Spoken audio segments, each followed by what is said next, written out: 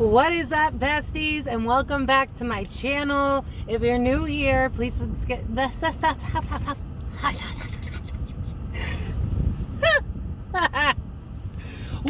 it like that. All right. Please consider subscribing. We'd love to have you. Okay. What's up, besties? I'm going to leave that in there because fuck it. What's up to my regulars? Hey, subscribers. Love you guys so much. Okay, so let's be real. Besties, your girl is sick. I'm so tired and I'm so burnt out, and I learn from my mistakes. Listen to what I say and not what I do, because between the full moon knocking me on my ass for like almost 5 days, and then finally when I had the energy to then go 110% to burn myself out, you would think that I'd learned by now, but I don't. So in today's video, unfortunately, it won't be tarot. By now you'll know because of the title, but we are answering your questions. And if you guys want me to make this a series or do like more often, maybe once a month, once a week, let me know down in the comments below. If you are waiting on a reading from me, please remember that it takes up to 30 business days, because if I did a reading for you in this energy, neither of us would be happy with the results. So please bear with me. Thank you to those that I've spoken to already. I appreciate y'all. And if you are trying to book a reading with me, thekarmicdf.com. I'll try to remember to put it in the description box. Okay, so I asked you guys in a poll, which is why I tell y'all, please don't forget to always look at the community posts, because y'all are the reasons for the videos that I pick. I mean, I have a lot of ideas, but I give you 5 to choose from, you know what I mean? And 2025 is going to be fun, besties, because as I've been healing and purging, I've been getting new ideas for videos, and I share them with you, but I don't trust that other people wouldn't take my ideas. So you'll see. So without further ado, I'm just going to get right into these questions, because y'all know my Gemini moon will be yapping. So I don't really need to do my spiel, do I? Hit subscribe if you haven't. We'd love to have you here. Comment down below what you guys want to see in future videos so that I know what do you guys want for next week specifically. But if you're seeing this video in the future, then just always check the community poll, because that's where I let y'all pick, because that's how that works. All right, so we're just going to dive straight into these questions. And again, I apologize if I'm like, but, you know what I mean? So we are just going to get started. Who is this? Spirited 165. They ask, getting started, meditation, tarot, crystals, etc. to connect to your guides. Okay. So one thing that I really want to stress is that intention matters above all else. Like in general, it's the intention, right? Because you can have crystals sitting in the corner, but if you don't set the intention, then they're just kind of collecting dust in the corner. I'm sure they still do what they do, but probably not as effective, because you're not commanding the energy. And that's just like reality as a whole. You set the intention to, I don't know, find your soulmate, set the intention to get a career, whatever. It's basically the same thing to connect to your guides, setting the intention, but also it gets easier as you do shadow work. Because, for instance, you know, when I first started this journey,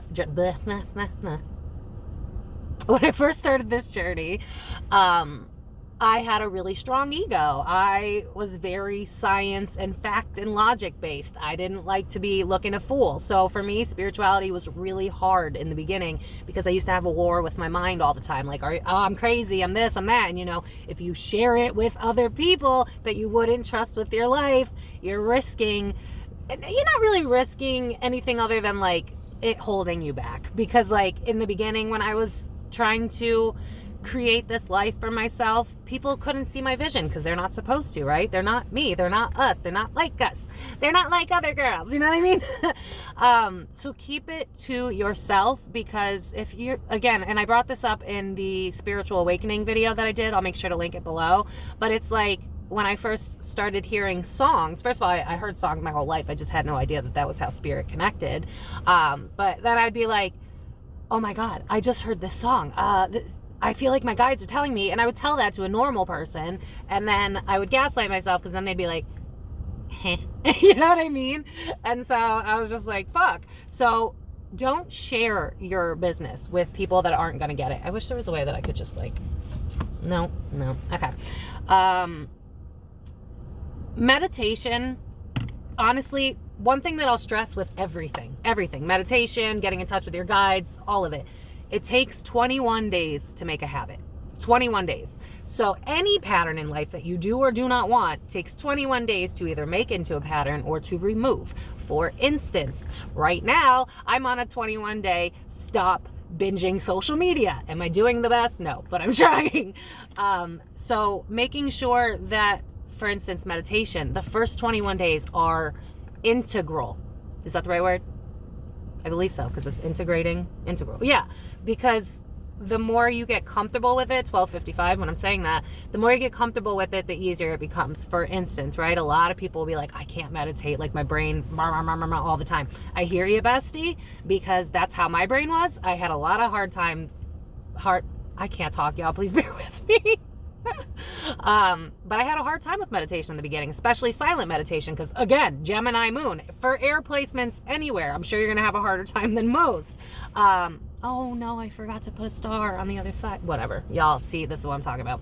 But anyway, so it's really just about keeping it a practice. So if you want to get into silent meditation, for instance, here's a trick that I use to combat my mind, because a lot of times you'll get into meditation, right, and you'll be like, fuck, I forgot to do laundry. You know what I mean? Like, it's always something like that. So when you're getting into it, my recommendation, because I did it for me, I never found it anywhere else, but it works for me, get a notepad. Get a notepad and a pen, because a lot of times we'll get ourselves out of meditation because we'll be like, fuck, I gotta do this, or I forgot to do this. This is important. That's because here's the thing, right? We don't usually slow down in our lives, like, period. It's really normal for us to be in this fast-paced society. So anytime our brain finally has a time to have quiet, that's what it's gonna be like, oh, hey, you ignored this and you ignored this and this hurts and this sucks and we gotta bring this up. And so when you're getting into the flow of meditation, pen and paper, highly recommend, because like I said, your brain's going to try to be like, oh, you're silent, now remember this, you know what I mean? So just don't let yourself get in the way because, oh, I can't because of the thoughts and blah, blah, blah. Like, I'm telling you, notepad, it works. I don't know if that fully answered your question on meditation. Silent meditation anyway. I mean, when it comes to guided meditations, y'all just got to get into it, you know what I mean? I can't really think of any guided meditations that are that important when it comes to spirituality, other than, you know, guided meditations to protect your energy. And I've said that in another video. I don't start my day, I do not leave my bed until I do a protection meditation, because of the work that I do, and also because I'm in the spotlight. So evil eye is always sent to me. I feel it very often. It's kind of shitty, to be honest, but again, just like everything else, meditation just takes practice. It's really not that, it's going to be hard at first. If you've never done silent meditation, it's going to be hard because you never let yourself sit alone with your thoughts. You know what I mean? So just give yourself, it takes 21 days to make any habit. What do you want your life to look like? And then make those 21 days like, you know? Crystals, for me personally, now again, choose your poison. But for me personally, when I heard about the moldavite viral video about this girl that was like, I tried on moldavite and my whole life fell apart, I was like, I need that crystal, I'm going to buy it. And so I recommend moldavite to anyone that really wants to heal, to channel, to be really in touch with their guides. I recommend it. I don't care. Yeah, it hurts. Yes, it makes things uncomfortable. I will tell you from experience, this is a moldavite ring. Nice chunky piece right there. I wish I could make it zoom, but I guess not. And I used to have a moldavite necklace as well, smaller piece. And I have a third piece chilling somewhere. I don't know, I gotta get it set onto like a bracelet or something. But anyway, oh God, y'all. This is how spirit works. It's so cool. So I was seeing at the time who I thought was my twin flame, but it was just actually a very strong karmic. I've mentioned that person time and time again on this channel because meeting them, and then my throat goes. It's like, I know I'm talking about him. Meeting that person kind of woke me up to like, why the fuck don't people care about me? Like, that was my moment. But I bought moldavite at around the same time. So like I bought the moldavite, and then within a couple of days, I was like, I can't fucking do this anymore. I can't deal with your shit anymore. You treat me like crap. You never listen to me. You never care about my emotions. Like, moldavite really does its work. So if you really want to kickstart your spiritual journey, moldavite all the way. If you feel like you're a starseed, earth angel, are you going to have to do a lot of shadow work and heal? Yes, bestie. Is it going to jumpstart you into where you want to be? Also, yes, bestie. And it becomes the new normal. Like, I would never not wear this. I even wear it in the shower. Moldavite just speaks to me. I have a lot of readers tell me that I have a very high vibration, that I'm like, I this is not like a, but like I've had like Reiki healers and psychics and stuff tell me that I have like Mary Magdalene energy, that I work with Sekhmet. I already knew that. And I think that's actually going to be a question. So we'll pause on that one. I forgot where I was going with that. What's new? Anyway, what was the other question? Oh, so crystals. Yeah. So really, honestly, crystals just depend on your preference of what it is that you're going to do, right? Just always make sure that you're researching the properties, and then also just listening to your intuition, right? If you're feeling called to a certain crystal, go with that. When I was healing, which I'm still doing because it's a forever thing, but when I was healing while doing more client readings, something told me that I need to buy labradorite. And now I have this gorgeous piece that I got from Etsy. If y'all want to know where I got it from, let me know in the comments and I'll find it. But labradorite helps so that your aura doesn't mix in with other people's auras. It also helps with mental health issues. And I don't know if correlation equals causation, but not too long after I bought this, I started realizing that the people in my life were the reason I was having mental health issues and not so much myself. So labradorite's a very useful crystal, I think. And then, black crystals of all kinds, this is black onyx. This is golden sheen obsidian. Hematite was a major one that I used because not never, I don't want to put that out in the energies or the atmosphere, but I had a really hard time grounding. I still kind of do, to be honest, because of what I do. It requires me to channel, so I'm very spacey. I'm always in the higher realms. So if you're someone that either wants to practice this or you're an empath and you have trouble grounding, stuff like that, hematite would be one that I highly recommend. I'm a big fan of hematite. Always got it. Black sheen obsidian. I think this is supposed to help with mental health as well, or putting yourself out there. I forget. I got so many crystals, y'all. And then this is black onyx. Honestly, this was an accidental purchase. I ordered sunstone and this came in, so I was just like, I guess spirit wants me to have it, so I just kind of went with it. It's protection from negative energies, and Lord knows your girl always gets negative energy sent her way. All right. I think that, other than that, I don't really know what else to cover with crystals. Those are just the ones that I personally like. I don't love all of them. I have a bunch of them, but I just see what I'm drawn to based on my energy. Sometimes, when I'm going through a heart purge, I'm really drawn to rose quartz. When I'm trying to grow, labradorite. When I'm trying to ground, all black crystals, preferably hematite. That's my favorite, my personal preference. You guys let me know what you guys like as well in the comments, because maybe there's crystals y'all know about that I haven't really been into. So yeah, in terms of connecting to your guides, it's really just asking and allowing whatever comes through to come through, and then also keeping it to yourself, or joining like Facebook support groups or something where it's even then be careful, because you never know who's evil eyeing you. When you're not fully comfortable in who you are as a whole, frankly, life hack, don't share it with other people, because people that feel competitive will always try to gaslight you and bring you down a peg because they feel like you're leveling up, when in reality, none of us are competent. We can all, just so we're clear, we can all level up in this life together. We can all win. We don't have to be in competition. If you're a tarot reader that likes these pop culture readings and you want to do some pop culture readings, bestie, do it. Tell me you did it. I'll subscribe to your channel. We are not in competition over on this channel, bestie. I am rooting for each and every fucking one of y'all, okay? We're leveling up together, and I'm proud of you. If you haven't heard it today, I'm proud of you. But yeah, in terms of connecting with your guides, it's just intention, and then letting whatever happens happen. Because I think clairaudience, at least for me, and back when I was a TikToker, it seemed like clairaudience was big for people that were new, because it's not hard to put a song in our head, right? We get songs stuck in our head all the time, so they usually kind of start with music. But I'm a singer, so that's probably why they did it for me in particular. But I think clairaudience would be like, and clairsentience, I think we all have that, right? We have the knowing, we have the feeling. It's just you, basically what you're doing is, we're all psychic. It's all just extrasensory perception. We all have it. It's just that we've all been turned off because we're all constantly overstimulated by every other thing they try to get us distracted with. So when you can just kind of bring yourself back to base, and then just be like, I want to channel my spirit team, and just be open to whatever comes out. Your spirit team wants to work with you. It does not matter who you are. Think about when you're going through something hard, right? And you just like verbally, Y'all, I'm killing it in this Mercury shadow. You know how you like verbally say like, God, I can't do this anymore. What you don't realize is you just started manifestation because they need your permission. That's all it is. So a lot of times, and I say this all the time for people that are like, God's out to get me and blah, blah, blah, blah, blah. You set it into motion. If you don't want better in life, don't ask for it, because the universe will fuck that shit up. So I see it all the time when people hate their jobs, for instance, and then they're like, God, I hate this job and I deserve better and blah, blah, blah, but they have no intentions of doing anything, but they put it out there. Words are spells.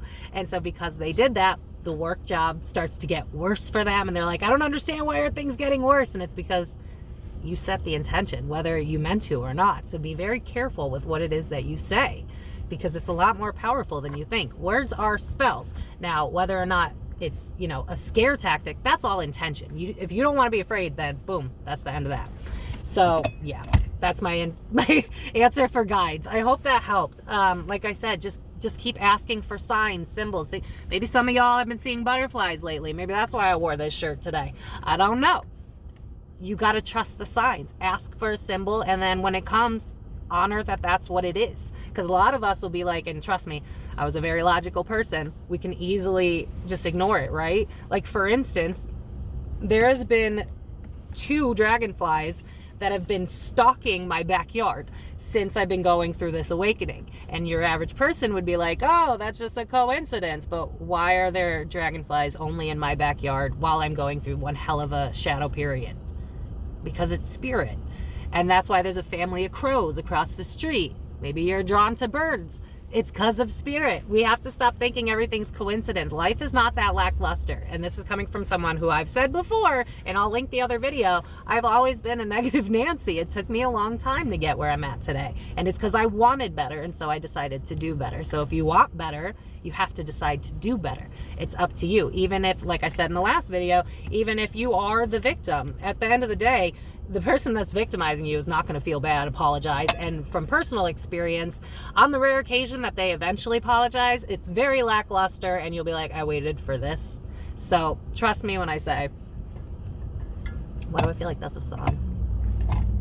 I don't know, whatever. Let's just, I go over. See, y'all, I talk way too much, but I know the girlies that like this will like this, and the girlies that don't miss out on some free tips and tricks. Okay.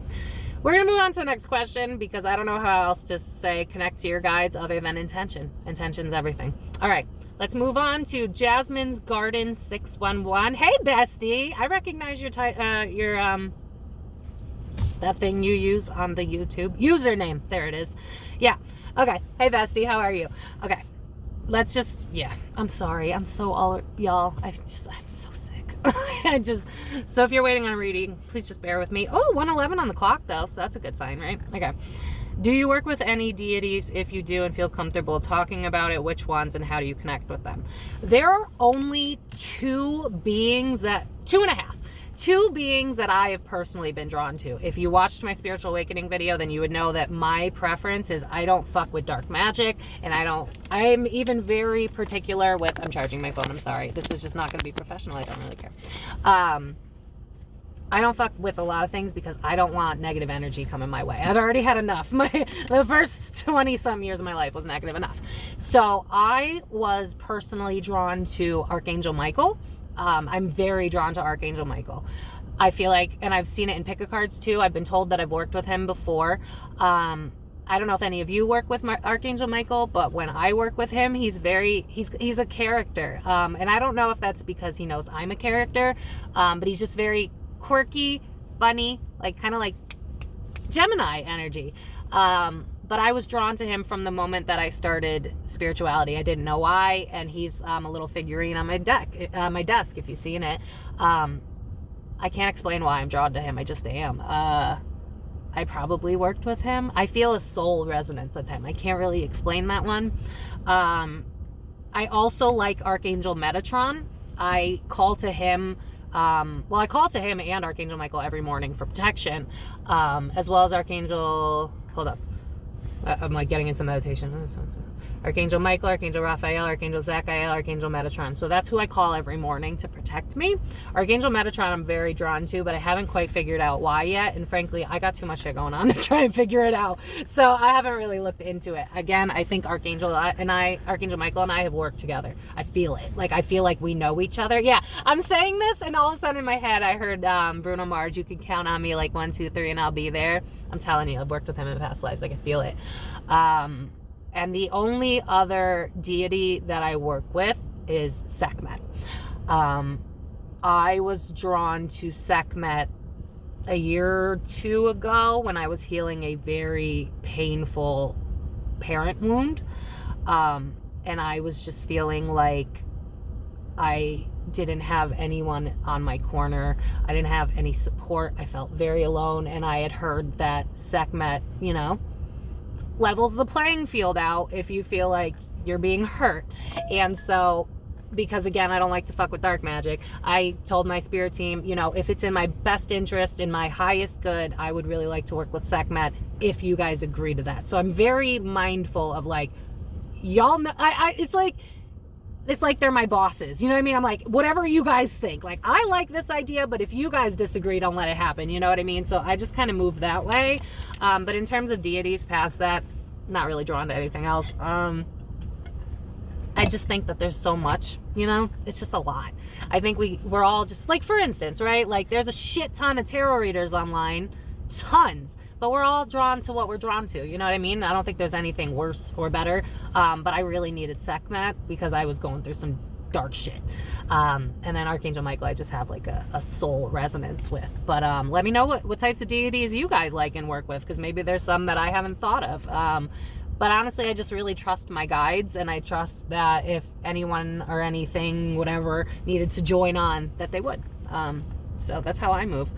Out of all the readings that I've done, which one surprised me the most? Well, there's one that's coming up to my head now. So when I started doing the tarot readings on here, I was doing it because I was nosy, obviously, like everybody else. And at one point, you guys asked me to do a Kardashian reading. And to be honest with you, I try not to bring my opinions into any of these readings because I want you guys to trust your own. Not that it's wrong to have an opinion, and occasionally mine comes out. But when I did the Kardashian reading, I empathized with them for the first time ever. And to be completely transparent, prior to doing that reading, I effing hated them. I hated the Kardashians. I didn't hate them because of anything other than they are influencing young, moldable, impressionable minds. That is the only reason. That's the only reason I have an issue with most celebrities. I don't care what kind of F shit you want to do. Go ahead. But the moment you start impacting others' lives, then that's kind of why I try to leave my opinions out of videos. And I try to just give you the facts and let you make decisions on your own. Because I don't want to persuade anybody. I want you to know yourself and meet yourself to your core. And so that way you can make your own opinions. And if you don't agree with some of my opinions, then that's great. We can agree to disagree, but you know yourself, and that's the goal. But getting back to the Kardashian thing, I saw them as humans for the first time, to be honest with you, because I was just like, they're messy. Like, that her mother fucking put out that sex tape. Don't sit here in my comments and tell me that wasn't a move so that she could be famous. Like, I don't like her mother. I don't care. Their mother. Don't care. They're all toxic as hell. But in doing these readings, I also had to acknowledge that broken people are broken. And so they're going to act that way.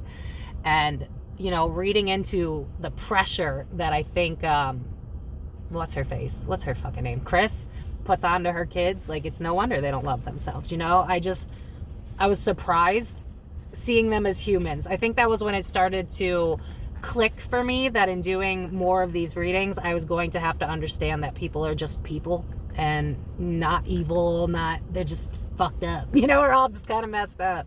But it was an eye-opener to my own egos and biases that despite how much I hated that family being famous, because I might be butchering this. Maybe it was just around the same time, but I'm pretty sure that teenage girls were going and asking to get like plastic surgery to match the Kardashians and to match these Snapchat filters, which is also why I'm very mindful of like not using filters if I don't need to, because I want people to love themselves as they are, you know. In our celebrity culture, these fucking people don't push that. They push, get injections, get yourself done, BBL, you're not beautiful enough. If you want to get your body done, that's fine, but just ask yourself why you're doing it, is all I'm saying. I'm not against it, but I am against impacting young minds, that's all. So that one was definitely shocking for me, to see them as humans. That one was hard, because then I was like, okay, like, I get it. Like, if I had a mom, well, they have a mom like that, and so yeah, that was hard to digest. Honestly, when I do these readings, there's really not much that surprises me. I think that, yeah, because Spirit's showing me the Scooby-Doo thing. I think I expected things to be a lot darker with certain conspiracy readings, because I fell down the rabbit hole like most people, and because we have a GOV that lies to us all the time, it's really easy to fall onto all of the conspiracies and believe that they're all true, when it's kind of just some, and kind of within reason, you know what I mean? So another thing that I had to realize was that just because it looks evil and talks evil doesn't necessarily mean it's next level evil. It might just be toxic and fucked up. Because, like, I'm pretty sure I did a video on mind control, and I did not get what I thought.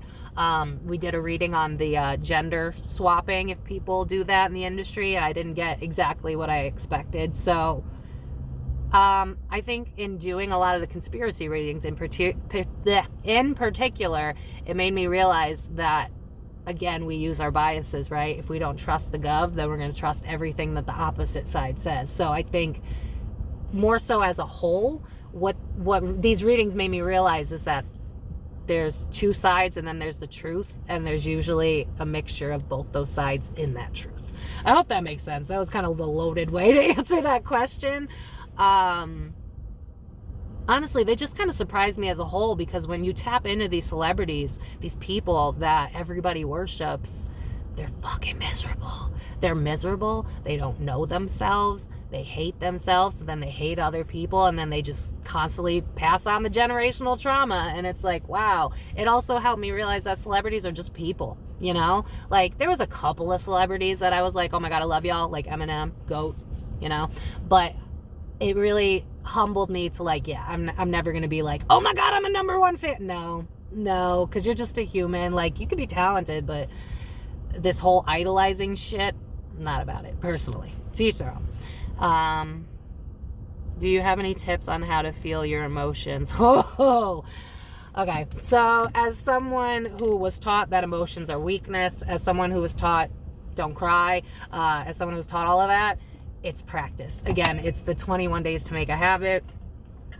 I'm someone that still battles with intellectualizing my emotions, but it comes with, just like everything, right? If you're not good at something, you have to practice it. I was not good at dealing with my emotions, so I had to get comfortable with the uncomfortable. So when you have those moments of, like, discomfort, when you have those moments when you notice that you're trying to escape your life, I would ask you to pause and see why you're trying to escape your life. Because a lot of times what's really going on is there's just a lot of shit in our head that we haven't dealt with, that we've been running away from, whether intentional or not. And in that silent moment, which is why silent meditation is important, in that silent moment, you could get a lot of other answers. All of a sudden, you're complaining about your ex from 5 years ago, and you're like, why am I thinking about this dude? Well, because something's coming up for you to deal with. But we're so conditioned to just go, human doing, not human being. So we have to basically unlearn every fucked up thing that this world has taught us. So give yourself grace. Give yourself permission to cry. Also, nurture yourself when you're going through it. Because when I first started to cry, because, like, again, I didn't cry. Like, I drunk cried, but I never cried. I had been taught that was weakness. So when it was starting, I would, like, rub my arm. I would congratulate myself. I'd be like, you're doing such a good job. I even got a Mother Gaia pillow to help me, like, feel nurtured a little bit. So honestly, it's just giving yourself permission and then congratulating yourself when you make those small moves. Because think about like a boulder, right? When it's going down a hill, it's got to build, it's got to create momentum before it can actually cause some damage. You know what I'm saying? So you are learning how to be something completely new. You're molding, you're trying to make it last the test of time. So again, give yourself grace. If you're feeling weird about it, just give yourself grace. Honestly, one way that I purge a lot as someone who's a Gemini moon and intellectualizes their emotions often, if I'm going through it, music, movies. Every time. You don't have to just sit in the feelings. I mean, if you feel called to sit in the feelings, then do that. But sometimes you just need a good cry. Sometimes that motherfucker that hurt your feelings 10 years ago is still living rent free in your head. You need a good cry. So, you know, I have a sad playlist in my phone that I use if I can't get the emotions out. And I'll go to my, you know, standard rom-coms or, you know, whatever it is that'll pull out. I mean, who can sit through Marley and Me? If you can't cry, go watch that movie. I refuse to watch that movie. That just really popped up into my head. I don't know. Maybe some of you have a golden retriever. I don't know why that popped up. But honestly, it just like everything else, it's practice. It's practice. It's uncomfortable at first, but it will get comfortable with time. I don't really know how else to word it because, like I said, it was very weird for me in the beginning. But you just got to, when you feel the emotion coming, run with it because eventually that'll be your new normal. Don't block it out. When that moment's coming, like for instance, when I have moments of low and I'm like, what the hell's going on? I turn everything off. Everything's getting turned off. What's going on? What's going on in here? Let's hear it. And then I move accordingly. A lot of times we run away from ourselves. We try to find things to lighten the load, a quick dopamine hit, and so we don't know what's going on.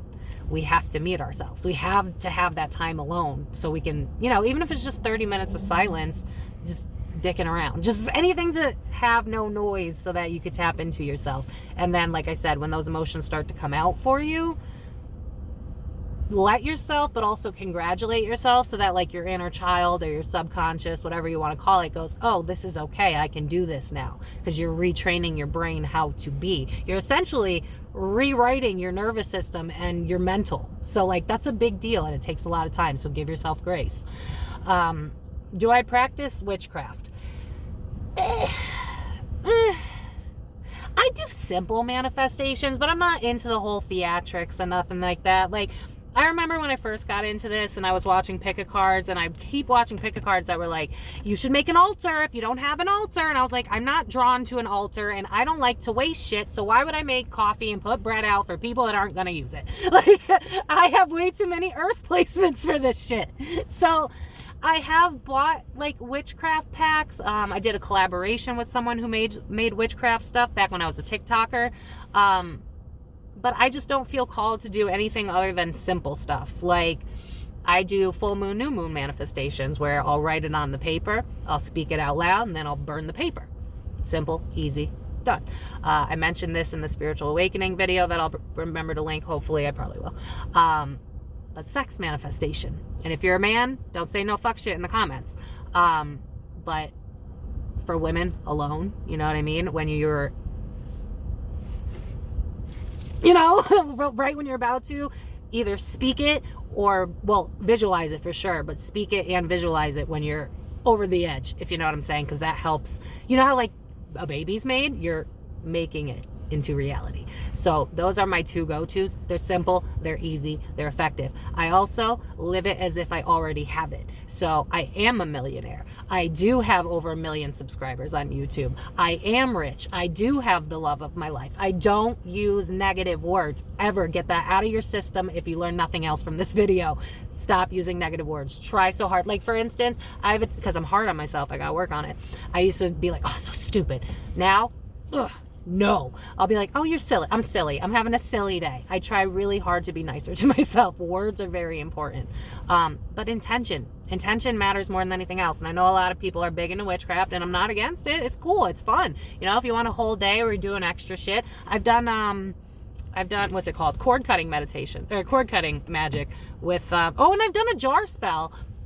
Okay, so on the rare occasion, I've done candle magic where you put the string around it to cut cords with someone. I had to do that for the guy I was talking about. I couldn't get over it. So I did the cord cutting candle spell.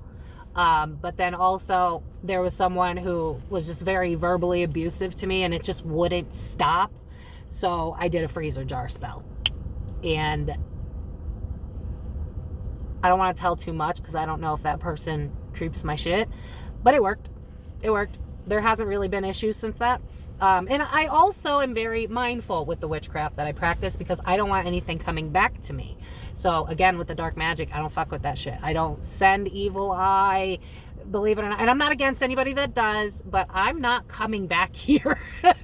So, you know, the morning meditation that I do, I make sure that when I purge, it neutralizes. It doesn't go to anybody that I'm purging out, because I don't want that karma. And frankly, I've seen people's karma get delivered to them, so I don't need to be it. Like, y'all, like, let me spill some tea right quick, okay? Because we're this far into the video. If that person were to watch it, I'd be shocked that they'd get this far.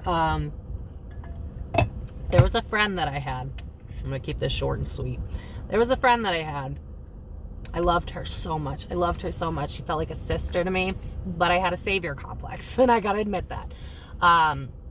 And we had a really bad falling out. She chose a guy over me. It was ugly. And you know, I could have dragged her. We had the same circle of friends and everything. I mean, I got out of that circle. But I could have hurt her. I could have told her secrets. I could have done a lot of fuck shit. I did none of that. And when I tell you that her best friend left her for that same man,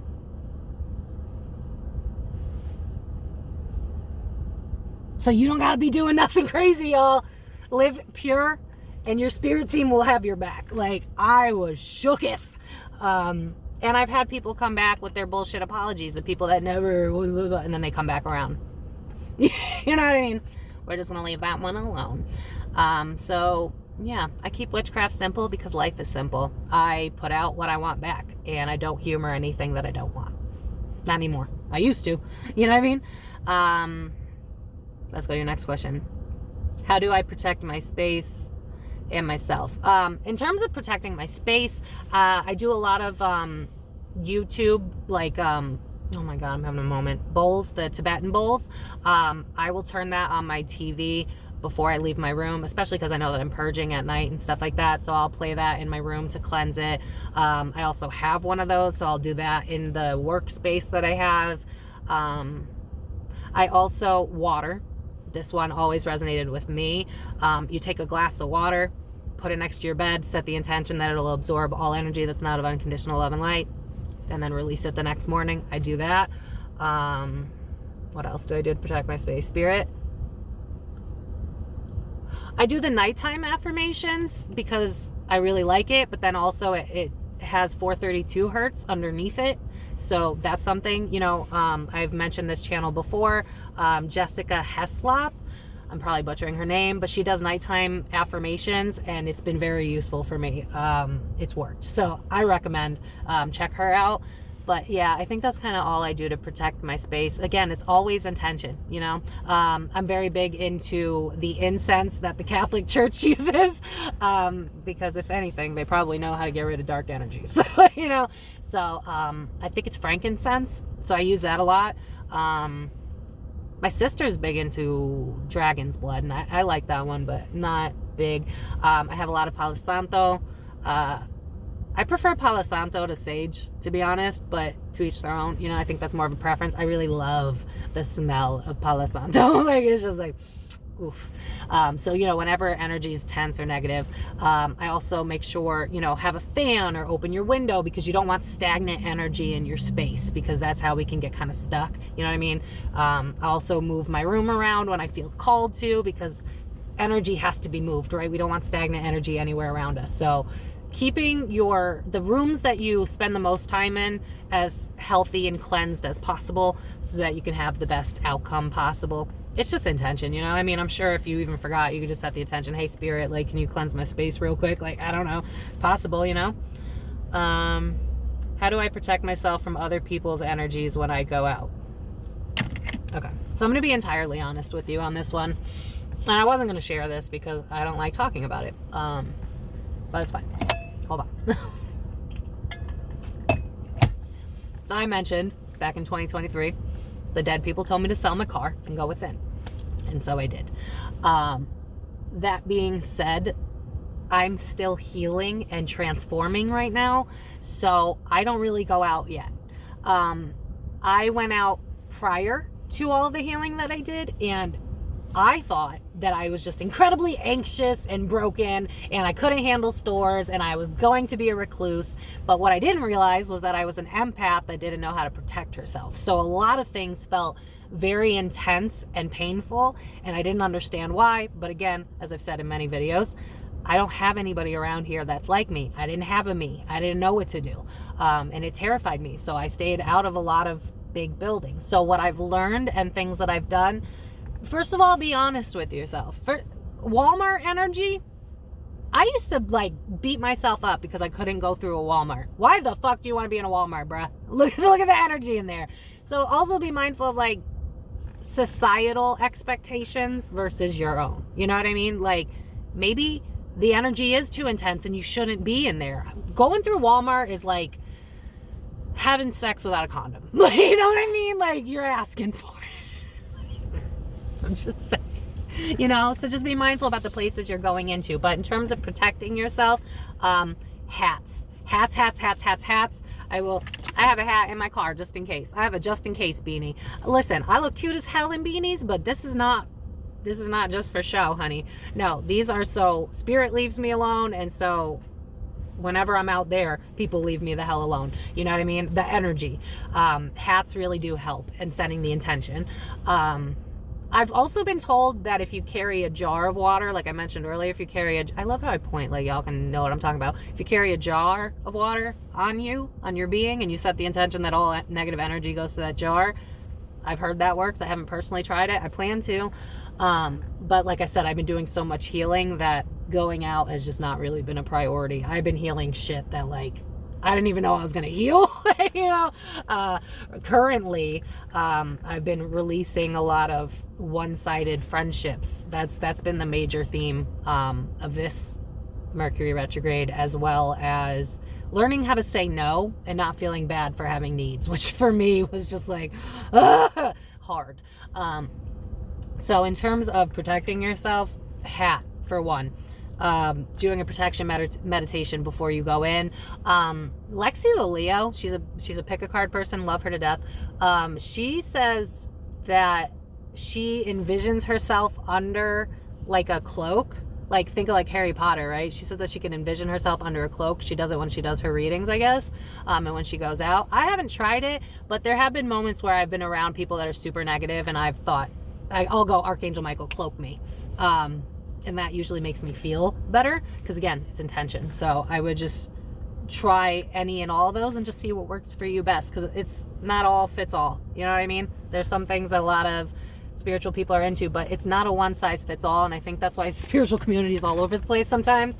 We're all different, you know. There are some spiritual teachers that are very hippie woo woo and love all the theatrics, and I'm just a bitch, you know. I'm just a bitch trying to get some words across, you know what I mean? Like, I'm just not. So just know who you are and do what works for you. Don't worry about what's in. Fuck what's in. That's what got us where we are today in society, is following what's in instead of what we feel is accurate. But hats for days.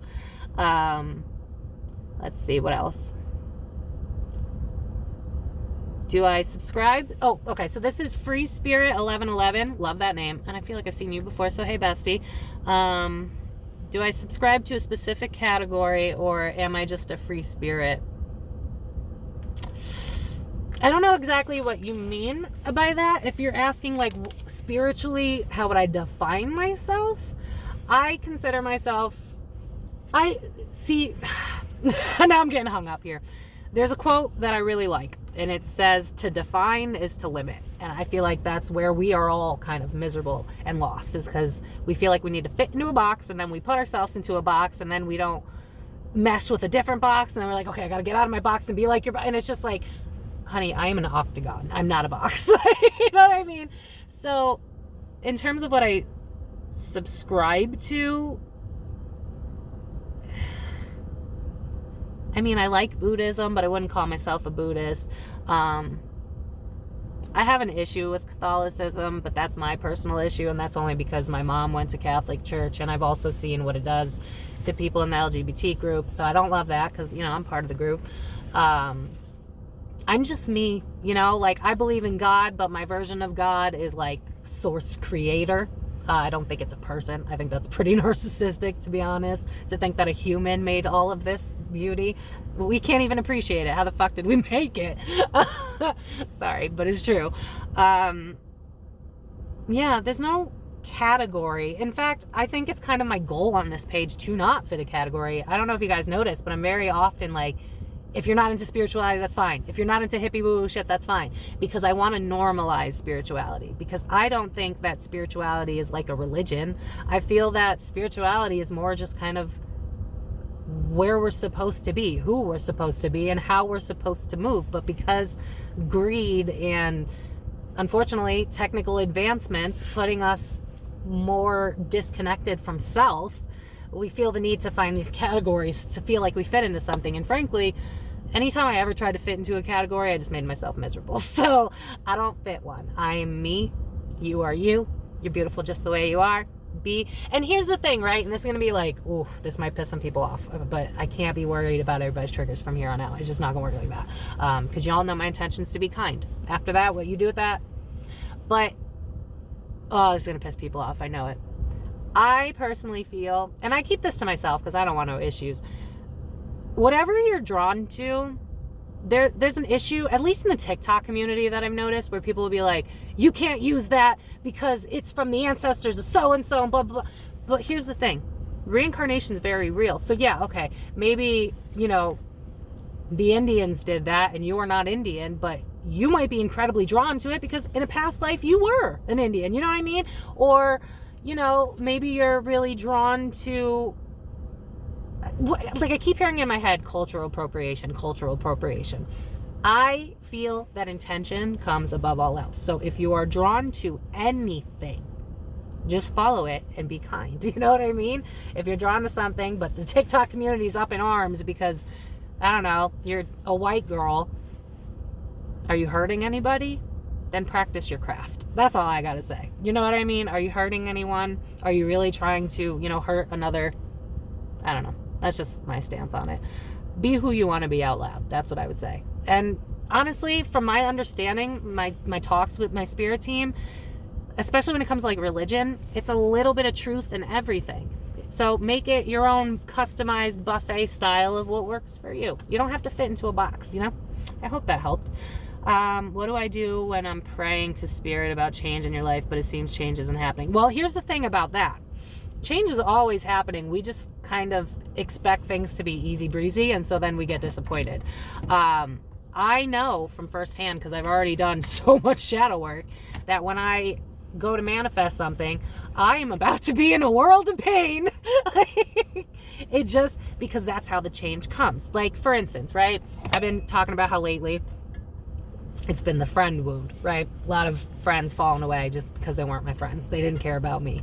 They cared about me as a therapist and not much else. And whatever, we're just on different paths, right? I don't want to get too off on that.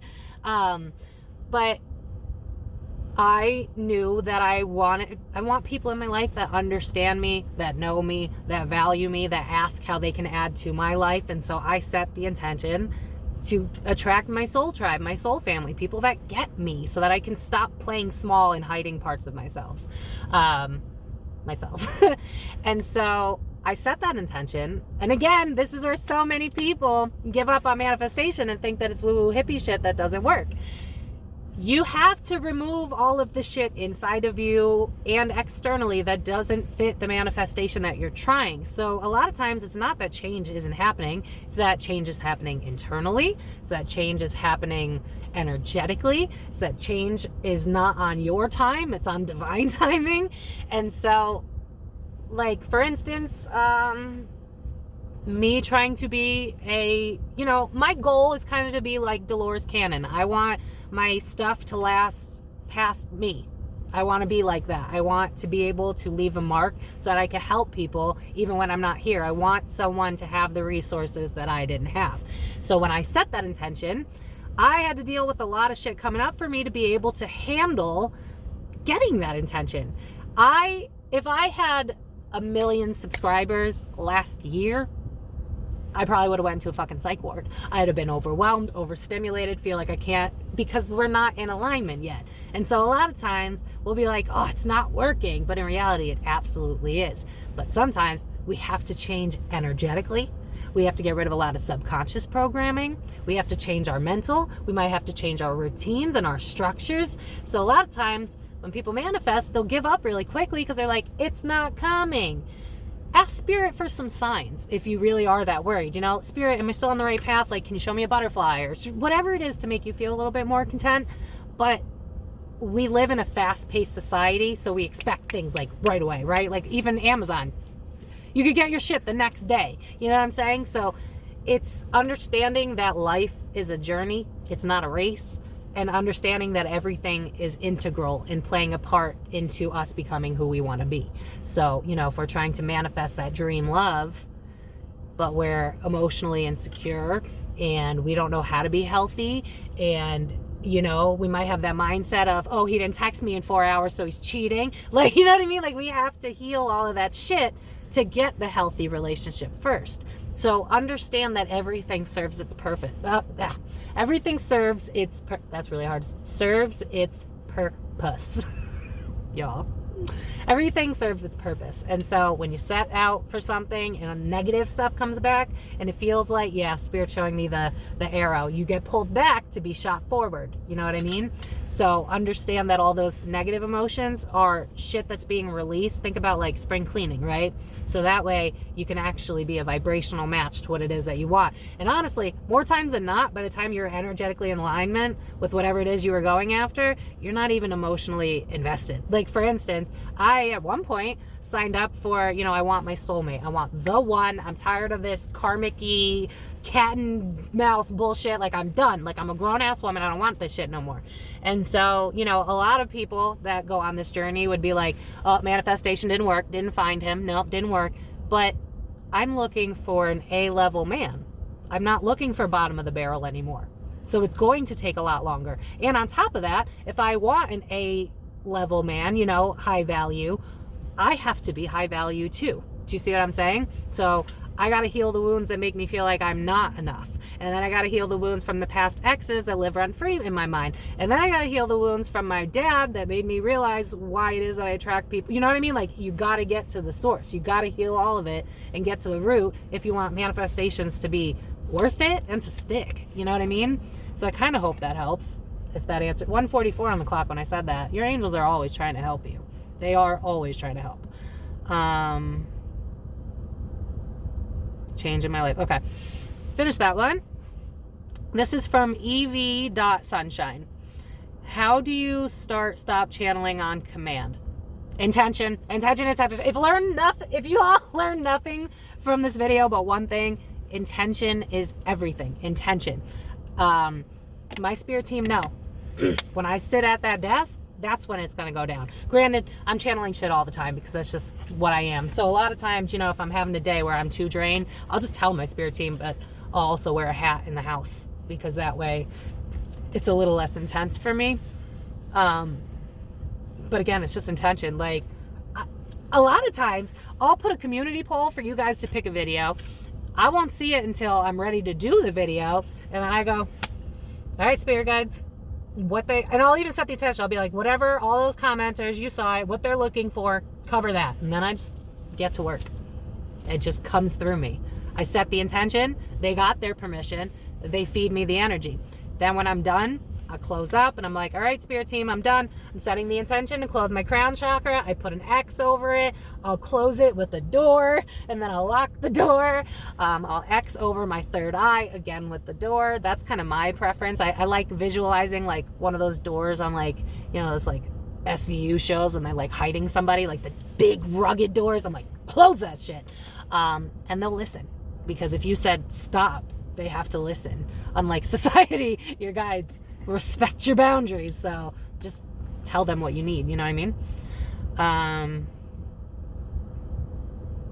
Can you train up from just having the floodgates open sometimes and then other times not having access to information? Well, I mean, it does come in spurts because like as you're channeling and stuff, you are leveling up, you're healing, you're awakening. So sometimes like for instance, right now I'm going through a very big heart expansion and heart purge, and so my gifts are still very much here. I'm at the point where they can't be turned off. But let's say it was a couple of years ago. Sometimes it gets quiet because you're up leveling. Like for instance, right now, cannot do readings because I have too much brain fog and there's too much being moved right now. So if I did a reading right now, it would not be my best work. But in the transmutation of what's going on, when I'm finally done, I'll be able to channel even better than I did before. So it's understanding that everything comes in ebbs and flows. When you're meant to be channeling, you will. When it feels like it's going away and you feel like you're disconnected, chances are it's probably time for you to be more in the present. It might be time for you to heal. It might be time you might be working hard, not playing hard. Hey, it's me. Hi. And so sometimes they'll turn it off because you need to get back in touch with your inner child. So honestly, one thing I have to say is I don't feel like we have as much control as we think we do. I know we got free will, but I think because we don't know our soul contracts, it's like, you know, because like I know my soul contract was like, I'm gonna save the world, because I know me. Like, I know that's what I did. So just follow the rhythms. The problem is, as a society, we always want to be like on shit, right? Like, we need to know what's going on, we need to know what's happening, we need to be on shit. And the reason we're like that is because look at the state of the world right now. Tomorrow's never promised, but it's a shit show, right? And so because the world is so we tend to act like that in our everyday lives, and spirituality is the exact opposite of that. We have to flow with the rhythms. Do you think that I want to take days off and have my readers or my clients wait? No. But if spirit's like, you got to purge, then it's like, fuck, all right, I got to purge. So following the rhythm, it's going to go against everything you know. To this day, I have the biggest war with it. I had to like hack my own brain. I didn't know how to just go with the flow. I had to teach myself, and I had to be the parent that I needed. So, you know, giving yourself the validation that you need, giving yourself the support you need, calling yourself out on your shit if you're not doing what you need to be doing. You know what I mean? I hope that helped. But it's intention in terms of controlling it. Do I know anything about spirits taking your stuff and putting it back? I've heard that that's a thing. I have heard that that's a thing. I've been told from my research and understanding it happened through a bunch of different reasons. Sometimes it'll be to get your attention. I'm trying to think of an experience. Spirit, can you give me one time where something popped up?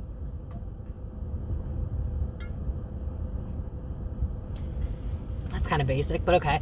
There'll be times when like I'm really going through it emotionally. Like I just feel like, you know, when you're purging, you're hitting the depths of despair. And a dime will come out of nowhere, because apparently dime's from heaven, right? So like, I was just in that room. There was no dime on the floor, but now I have to pee and the dime is right where I'm sitting. You know what I mean? So yes, it does happen. How? Fuck if I know. I had no idea.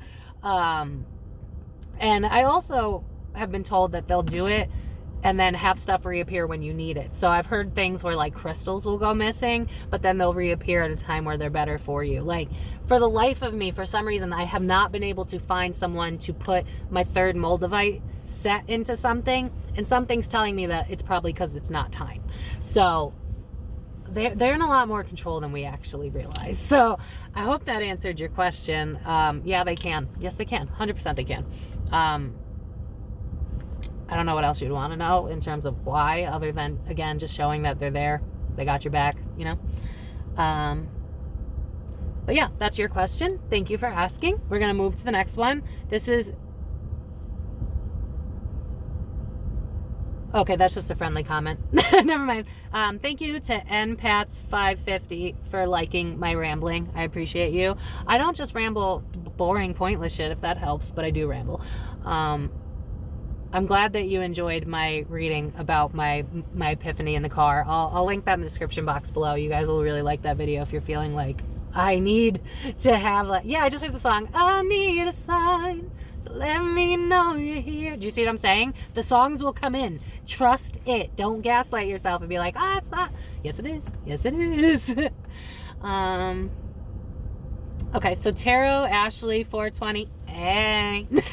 A good meditation you use to connect with my guides. I don't. If I'm going to be real with you, I don't. But again, I've been doing this for like 5 years now, so I just bug them. See, the thing is, a lot of times you're connecting with your guide, but you're just assuming you're having an internal dialogue, for instance. You ever just have conversations with yourself? Yeah, you're not having a conversation with yourself. Let you think on that. Because how come you got the answer so quick and so well? How did you think of it just like that? Don't downplay it. you're really talking to your guides. And I had a hard time with that too, because I was like, that's not real. It's my voice. And it's like, okay, so it's probably your higher self sometimes then. Like, just trust that, like, because sometimes I'd be saying shit and I'm like, damn, that was good. Like, how did I? But it's because it didn't come out of my mouth technically. Like, it was channeled through me because I allow it to. They're just saying shit to me all the time. More often than not, I have to rewatch the videos I make. I'll have to watch this, yeah. And this is why I fuck up my words too. I'll have to watch this over because a lot of times I'll answer your questions, but it's a mixture of channeling and my thoughts. I could feel it right now. I could feel it. It's right. They're channeling right here. I don't know if that matters, but I could feel it coming in right here. I always feel it coming down this side somehow. I don't know if that helps anybody. But honestly, I'm going to leave that to the comments. Does anyone know a good meditation to use to connect with your guides? Honestly, what I did, and I have it set in a playlist. I have a bunch of playlists for videos like this that I did before y'all found me, so check them out. But there's a guided meditation playlist that I have. I've done the Kundalini Awakening meditation, and it seemed like that was what kick-started everything. So I don't know if you want to try that. I also heard of like for instance, I've done cord cutting guided meditations and stuff like that. And usually when you're in those type of meditations, it's a lot more easier to like see, feel, hear your guide. So honestly, silent meditation will do you wonders. But if anybody has any specific meditations that they want to recommend, honestly, I don't think I have an answer for that, unfortunately, other than just let them come in and they want to help you. They do. And then your other question, does cannabis help connect?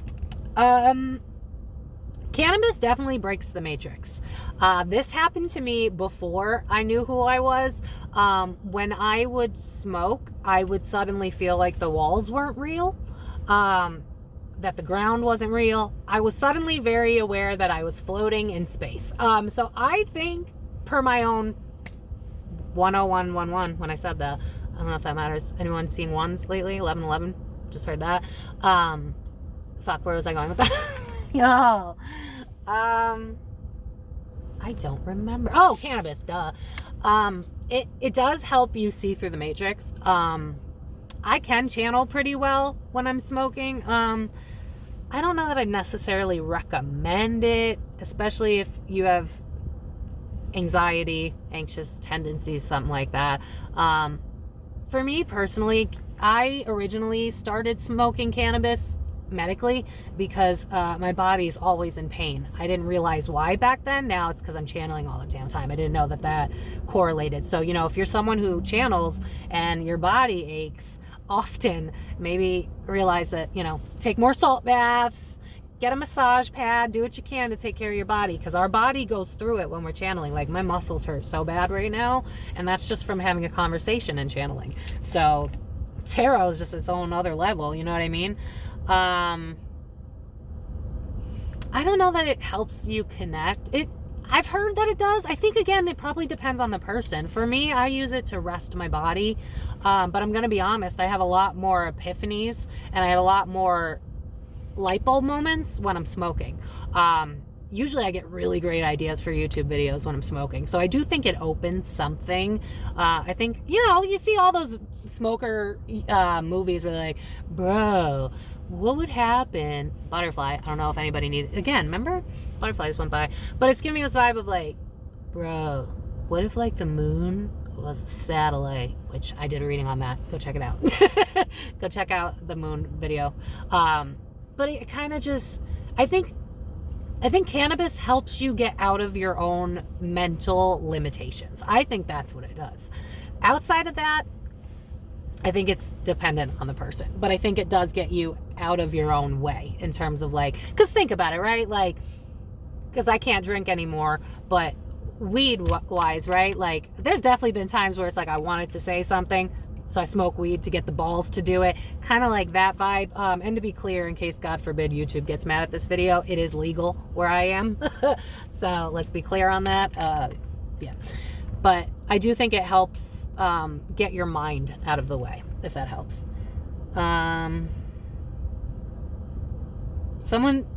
Yeah, that's not really a question.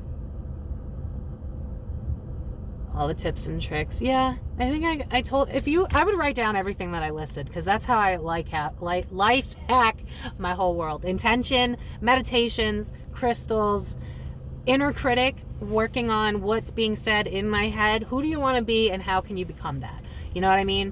Where can you hold yourself accountable? What can you get done today? Like I said earlier, right? Like, I may not be a millionaire yet, but why not say it?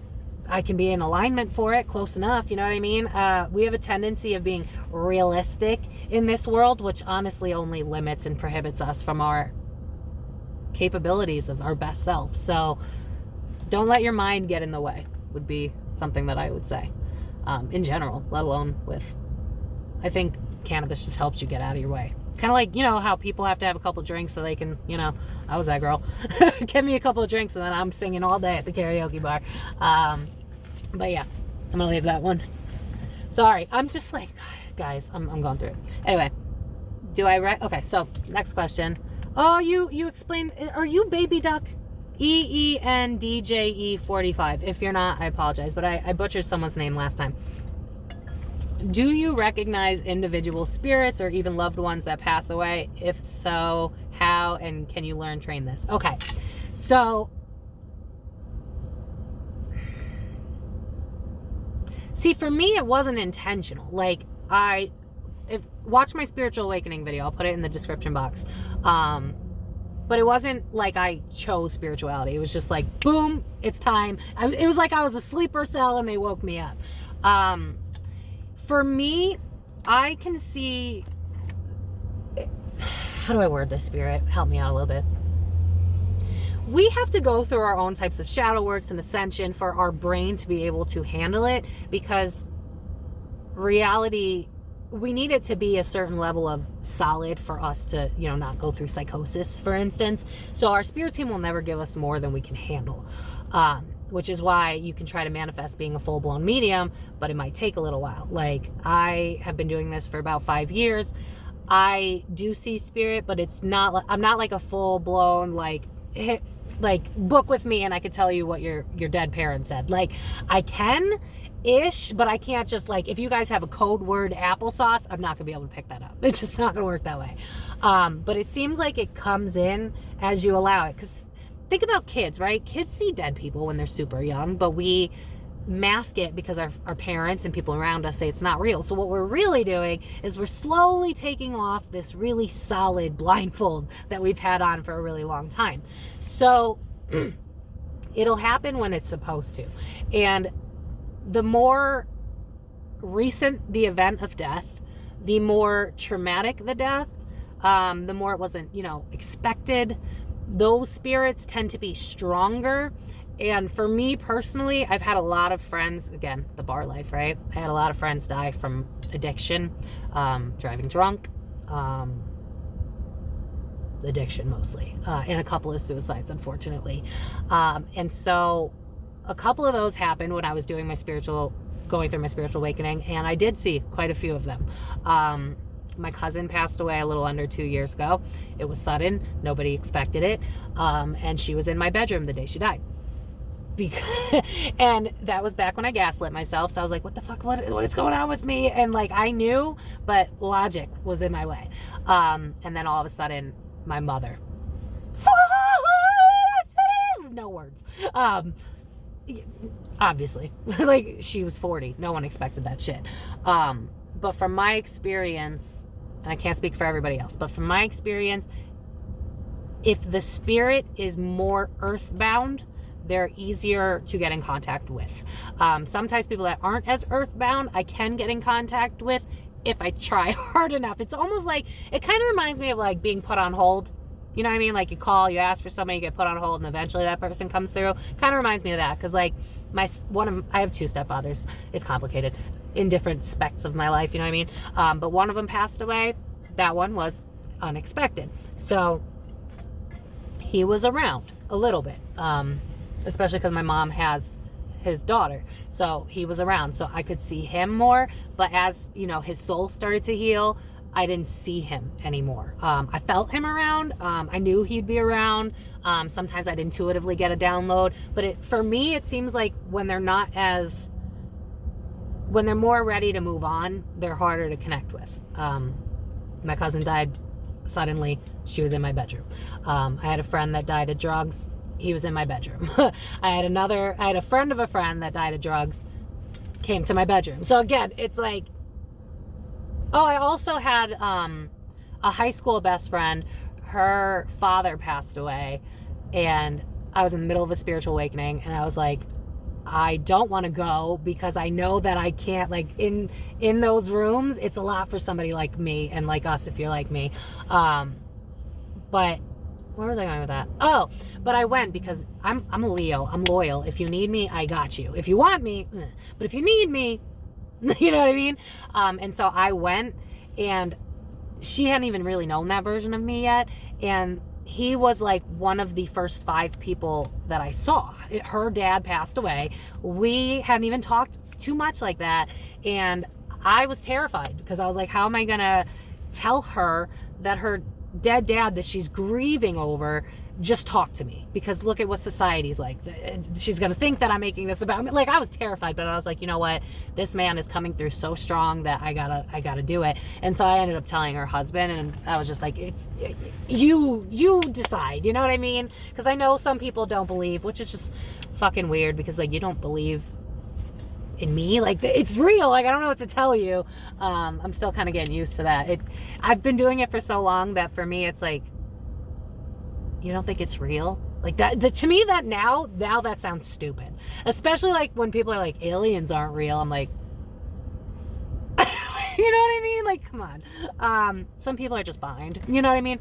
But it seems like it's harder with people that passed away of old age and they've been gone a long time. Like, I haven't been able to connect with like grandparents or anything like that. If I have, they haven't told me it's them. You know what I mean? So again, I think it's more so dependent on the spirit and what it's got to say. But if you are adamantly trying, just again, set the intention, ask your spirit team, and then just allow. You know what I mean? Because sometimes that spirit's passed on. Sometimes that spirit's just not here. It has nothing left to do. It's reincarnated somewhere else. It's done something else. So sometimes there are spirits that we just can't always connect with. Like, I don't know if some of you follow Sloan Bella, but even she says when she tries to connect with celebrities, she sets the intention and then she moves on, and then eventually it comes to her if they want to.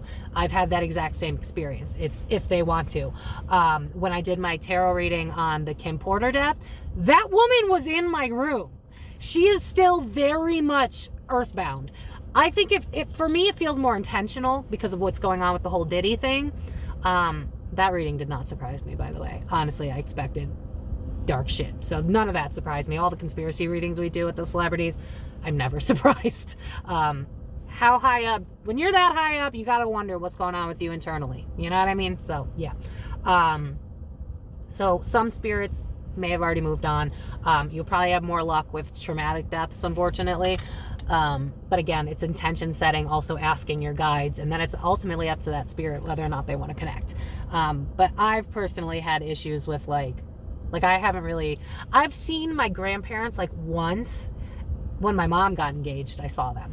And I think it was just because they wanted me to see them. I think they come around for important things. It's kind of like, for me, the only way I know how to describe it, it's like a walkie-talkie. You call, they answer. You say their name in your head. Eventually they'll get back to you, like a voice message machine. You know what I mean? It depends. So next question is from, again, I'm sorry that this video is long, y'all, but I'll timestamp it. So, pick your questions, I guess. You'd love to, okay, so this is PhD 366.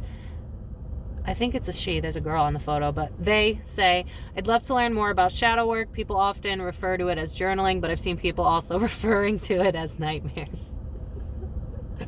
Okay, well, I'm going to say something that could piss some people off, but when do I not say the truth, the whole truth, and nothing but the truth? People that don't like shadow work, more often than not, don't like accountability, because shadow work requires you to be honest, even when you're the victim.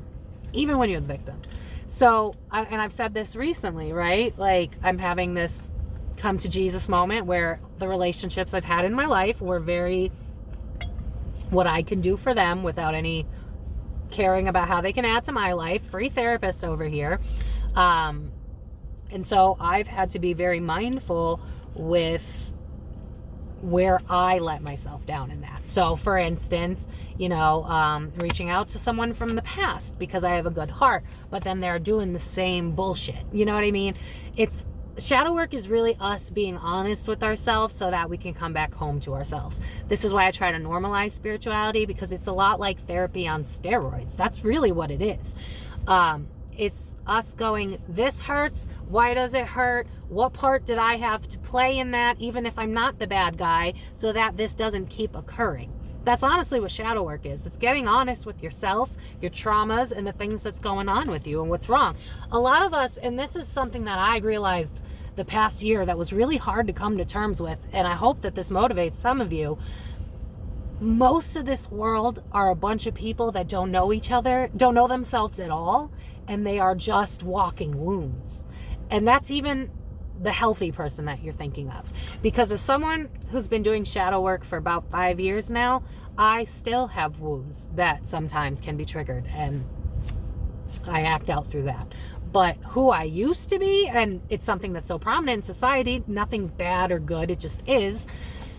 A lot of us are walking wounds. We didn't have the parents that we needed. And so then we went searching for it in relationships. And so then we settled for shit in friendships too. And then we've died down who we were to get what we needed. Our needs weren't even really met. We've become a shell of ourselves. Do you know, I was not me at all. And that's the full circle moment with the shadow work too, right? Because I could sit here and blame people all damn day for what they did to me, but I can also take accountability in stating that I didn't state any boundaries. Granted, I didn't know what they were, but once I learned them, I had trouble. So I got to take myself accountable on that one. I didn't know boundaries. I didn't hold myself to them. I also didn't know who I was. And so I was dying down the parts of me that I loved to make other people comfortable. Don't be too loud. Don't be too risque with your clothes. Don't talk to the dead. Don't be too deep. So shadow work in layman's terms is honestly us just going, what the fuck is all this shit that is not me, but just a little, oh my God, yes, thank you, Spirit. Jesse Reyes, my straight jacket is custom made though. Get that? My straight jacket is custom made, which means I did it to myself. And even when we are the victim, to an extent, we're doing it to ourselves, right? Because we're fucking with people we shouldn't be messing with that we know. How many times, let's be honest, because especially 95% women here, we're all intuitive. Women are very intuitive. How many times did you know right away that he was the wrong one, but you wanted it anyway and you tried, and hey, me too. Shadow work is therapy on steroids. It can be woo-woo hippie shit, because obviously your spirit team's coming into play, right? I didn't know that I'd be healing big wounds around boundaries and unreciprocated love the past few weeks, but that's what was in store for me. So it's you honoring what's going on. It's you listening to your emotions when they're coming up for you. It is you journaling. Because here's one thing, especially with Mercury retrograde, right? And this part people really don't bring up that much. The reason you want to hit up your ex is because Mercury is telling you, hey, this wound's still here. What are we going to do about it? Because if we want to move forward, this can't come with us, right? And so, for instance, this Mercury retrograde, an ex popped up into my head. I went to check up on them. They were dating someone who I was friends with. and I got myself into a pickle. And I'm just going to leave it at that. I think I mentioned it earlier, but that's piggybacking on that, the friend thing. And so Mercury retrograde kind of had me step out of myself, reach out to people that I should have known better, but I didn't. And I got hurt again. And I don't necessarily think that that's bad, because it was helping me see the trigger that I couldn't see on my own, right? A lot of times we have to be hurt in order for us to realize, hey, I don't like that. You know what I mean? The kid touching the stove, you know what I mean? Until you get burned, you don't know what's going to burn you. So a lot of it is trials and tribulations. You're feeling, you're healing, you're moving, you're learning. And because we have this society that rewards you for being A+, no emotions, human doing over human being, that's why things like shadow work and just going to therapy is so damn hard for people. Because it's like, oh my God, I have flaws. I'm not perfect. I tried my best and I'm still broken. What?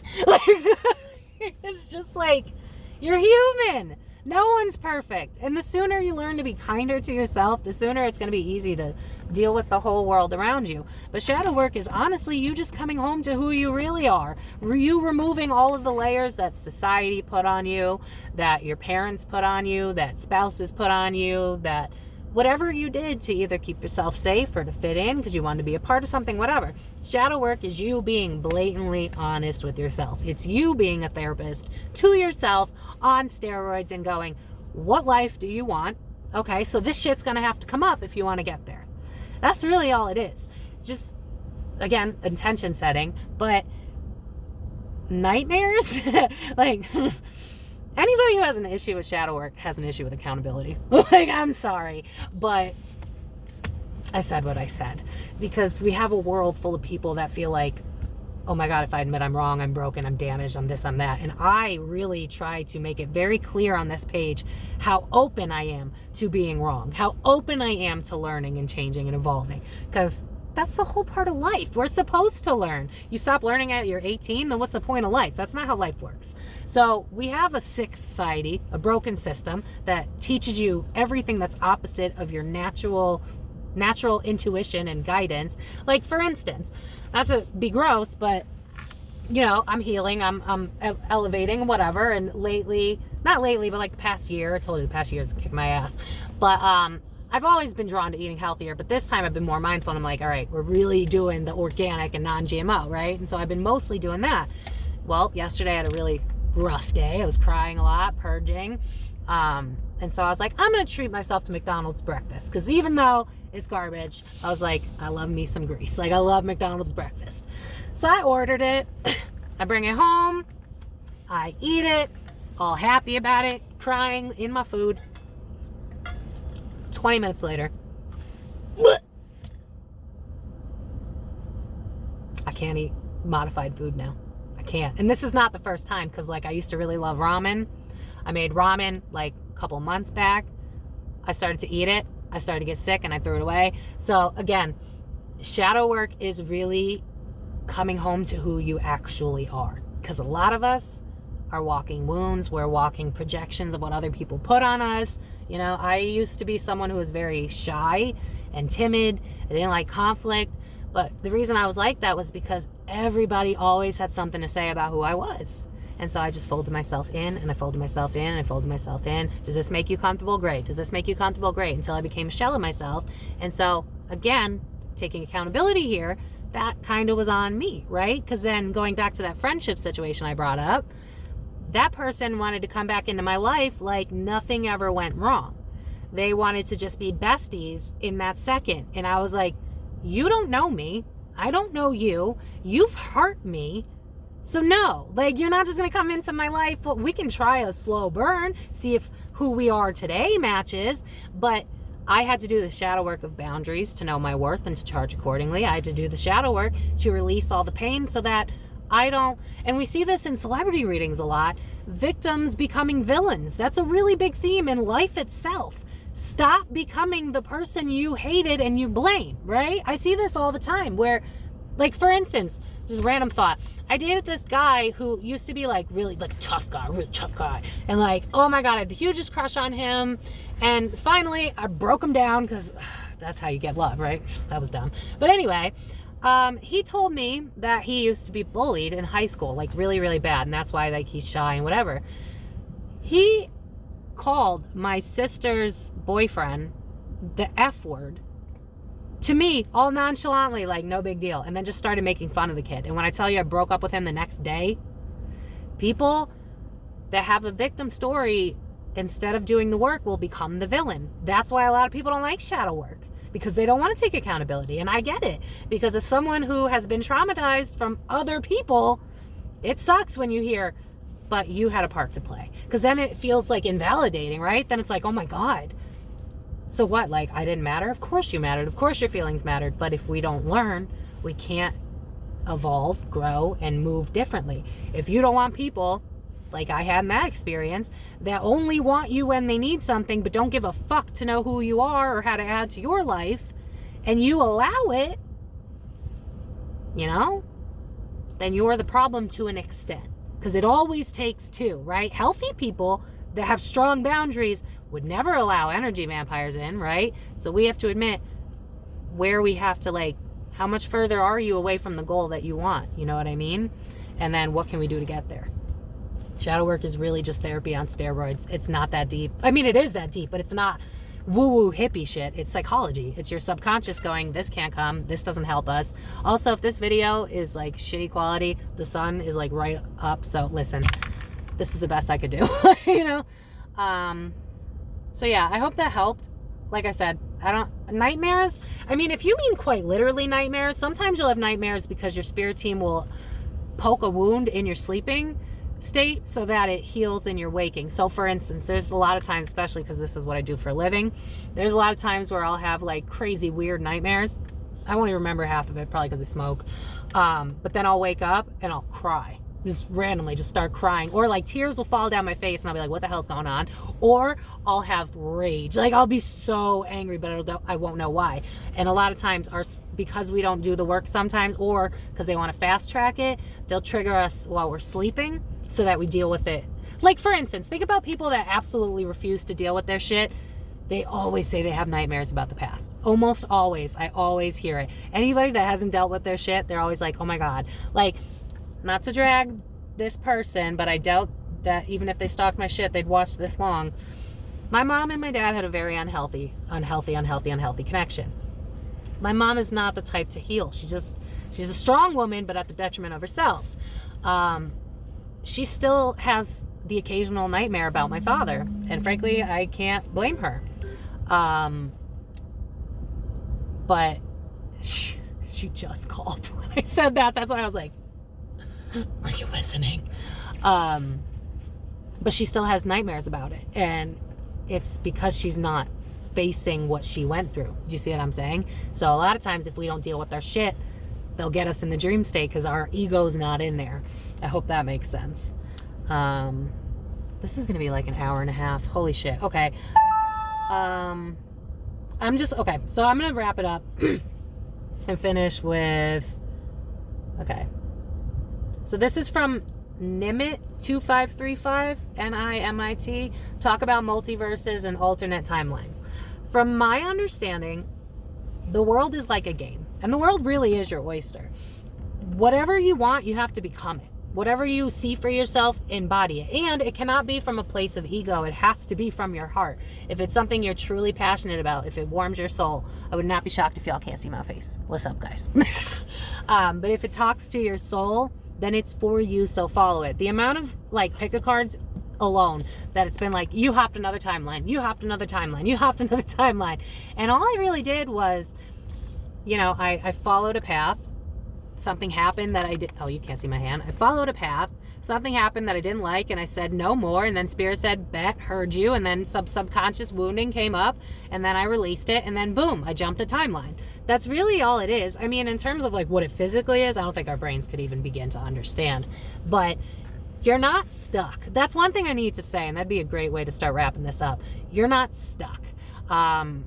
If life's bad, you can change it. You can, unless somehow you have a soul contract where you're supposed to suffer your entire life. But I can't see Spirit having people with those soul contracts being drawn to my page, because then how would this be any use? Like, you see what I'm saying? So don't limit yourself. There are always numerous timelines. The way Spirit shows it to me is like, you know how like white light, when it goes through the thing, it shows all the colors of the rainbow. I know I'm butchering it because I can feel Spirit still talking through me. But it's like, that's kind of how reality is. Imagine like all of those are different timelines, right? Like Roy Bajiv, whatever the hell it is, purple, blah, blah, blah. It's like every day you have a choice to take another timeline, to take another timeline, to take another timeline, which is why don't bully yourself if something doesn't work. You always have another go. You always do. It's like, here's the line I'm at now, and then there's 4 choices to go. And I'm picking this one. And I go down this and I date somebody and they're an asshole. Awful, right? Okay. Don't like that. I've learned something about myself. I don't like emotionally unavailable assholes. Great. So now that person, I could have chose to stay with them on this timeline. I could have chose to jump to a different relationship, but I chose the hard one over here. Deal with the emotions that make me attracted to emotionally unavailable people. And because I've chosen that timeline, that brings me to another door of possibilities. That's what life really is. It's not just a straight linear shot. It's you constantly creating a network that gets you exactly to where you need to be. Everything is a free will choice to an extent. I mean, we only got so much wiggle room for a soul contract, but that's kind of how you do it. That's how timelines really do work. I don't want this for me. I don't want a life of a job I hate. Well, that's the timeline I'm on, so what am I going to do about it? Okay, I got to figure out what I do want. I got to figure out what I'm passionate about. I don't care if someone told you it was a hobby. Are you passionate about it? A lot of times your hobbies are actually your source of revenue. You just got to believe that it's possible. I didn't know that this was going to be my career. I just trusted and I followed. I did, like DoorDash and stuff like that while I was doing this. It's knowing that the world is full of possibilities and trusting that and moving accordingly. Treat this world like the matrix that it is. Treat it like the game it is. You don't like dating someone who doesn't give a fuck about you? All right, we're going to have to heal the shit that makes you attracted to people that take advantage of you. All right, I don't do well with boundaries. All right, so I'm going to get off the timeline where I let people disrespect my boundaries and get onto the timeline where they do. So I know that's more of like a 3D perspective of that, but I don't have time to, I think if we really wanted to talk about multiverses and alternate timelines, that'd be more of like a tarot video. So if you guys want that, let me know. But that's really how timelines and stuff like that work. As for multiverses, I don't know. I'm going to be honest. It feels, from my understanding, all of the dimensions are on top of each other. That's my understanding. Like 2D is in 1D, 3D is in 2D, 4D is in 3D, 5D. Yeah. Spirit's showing me those Russian dolls, the little one, that little, you know what I mean? It's like, if you know, you know. Okay. I'm going to try to wrap this up. Oh, we only got 2 more. Let's see if I can do this. Okay. I don't know what the limit is for this video, so we're about to find out. Oh, I hope this doesn't go over. Anyway, how do I deal with trickster entities? Okay, I covered that one on my spiritual awakening video, so I'll put that in the description box. But basically, it's intention. Just like you get a bad vibe with someone when you meet them, you're like, I don't know, something's off. It's the same thing with spirit. If it feels funky, just be like, you're not welcome. I don't consent. Spirit team, take this away. It's all about intention. Nothing can hurt you unless you believe it to be true. Life, that's different. But like, from my understanding with spirituality, yeah, I'm hearing the song Usher, when what I say goes, I'm in control. It's, if I don't want that trickster in my room, get the fuck out. That's it. Tell your spirit team whatever you got to do. Have I ever experienced earthbound entities, given I'm an empath? If you mean humans, then yeah, I covered that one. Friends and passed on loved ones. But if you mean like darker beings, kind of ish, I don't see them. It's more of like again, it's like a negative energy. I'll link the video. It's the Spiritual Awakening, How to Be a Psychic, Frequently Asked Questions video. I'll link it. But you just intuitively know. Just like you intuitively know not to fuck with somebody, it's the same thing. And you just say no. Just say no. Because your voice holds that weight. The problem is, in society, we've been taught that we don't matter, our words don't matter, and so we think that's the case. It's not. Otherwise, why do people get so hurt by feelings? You see what I'm saying? They're hurt by words. Words do matter. So just like they matter in the real world, they matter on the other side too. If you don't want a bad entity, just say that. It really is that simple sometimes. I picked them up like a Roomba. Yeah, for you, so this is Pumpkin Kitty 13. For you, I would say to listen to what I mentioned in terms of like room cleansing and stuff like that, frankincense, all the stuff I listed. I would do that because I understand being drawn to you, but it doesn't have to be. You could just say no. Like, yeah, I'm seeing dare, like the drugs, say no. Just tell your spirit team to remove them. I've heard something about like putting salt on your door frame or something, and putting salt in the corner of your room, something like that. If anybody's heard of that, let me know. I haven't really tried it. You could Google it. I don't know. But it's all about intention with everything. Intention. If you believe it, just like, for instance, here's a really great example, right? Girls have a tendency of doing this all the time. He's going to cheat on me. I know he's cheating on me. I know he's cheating. I know he's going to, and then what happens? He cheats. Because you just put it into the universe. If you don't want it to be a thing, don't put it out there. You know what I mean? So if you don't want negative energies, you tell that motherfucker, get out. That's it. You're not welcome here. Goodbye. Palo Santo if you need it. But from my understanding, they don't have a right if you don't allow it. And then, all right, last question. We did it, guys. We did it, hopefully. How do we meditate? Okay. Thinking too much. I feel like I already answered this question for you. Yeah, the notebook. I highly recommend using a notebook. That was a life hack that just kind of came into my mind once because, again, Gemini moon, I'd be thinking all the time. But when you're wanting to start silent meditating and those freaking thoughts, keep your eyes closed, have a notepad like on your lap, and then, you know, when your eyes are closed, just be like, laundry, and then move on.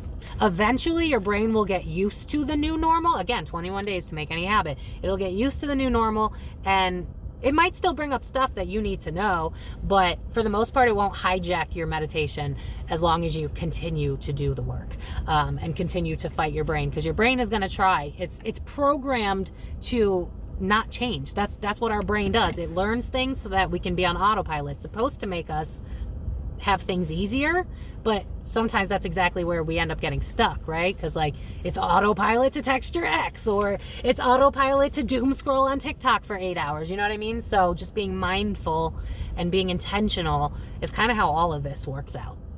So I hope that this helped. I don't even know how this video came out because I can't see me. So if y'all can't see me, honestly, we've already discussed this. I'm more of like a podcast YouTube than a YouTube. So I think I'm going to leave this here. If you guys want me to do a part 3 for your questions, absolutely. Let me know what you want. If that's the case, I'll make another community poll. Just let me know. Hopefully by next week, if you're seeing this when I post this, hopefully by next week I should be all right to do readings again. And to my clients, thank you so much for being patient with me. Yeah, I think if I rest for another couple more days, I should be good. But like I said, let me know if this helped down in the comments below. Let me know what you guys want in future videos. Let me know what you guys want for next week's videos. But I'm going to leave it here, besties. If you'd like to book a private reading with me, thekarmicdf.com will be in the description box below. You can find me on Facebook, TikTok,